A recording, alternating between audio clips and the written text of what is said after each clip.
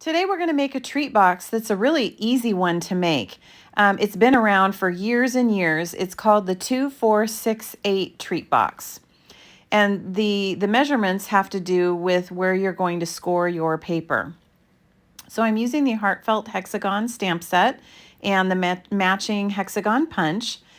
And see, I'm going to score the paper here at 2, 4, 6, and 8 inches. And then I turned it on the other side and scored it at 2 inches. Now I'm going to have close-up pictures and all the directions and measurements and all of that on my website.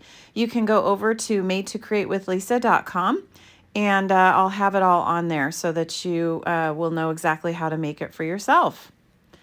It's just such a cute little box. You can use all different kinds of papers. This one is the Poetic Expressions paper.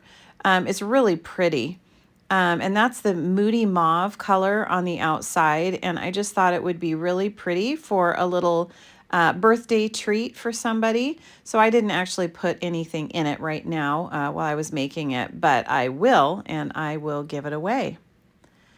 So I'm using the Tear and Tape adhesive. I love using this adhesive because it's really strong, and so it's good whenever you're making 3D items like a box. And so I'm just going to stick it together here. And then the top actually isn't even adhered closed. We're just going to tie it closed with some of the new Lost Lagoon ribbon.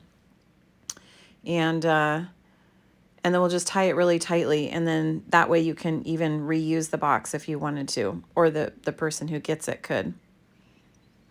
So now I'm going to use the bow punch, and I'm going to punch out some of the little sprigs out of vellum cardstock as well as Lost Lagoon.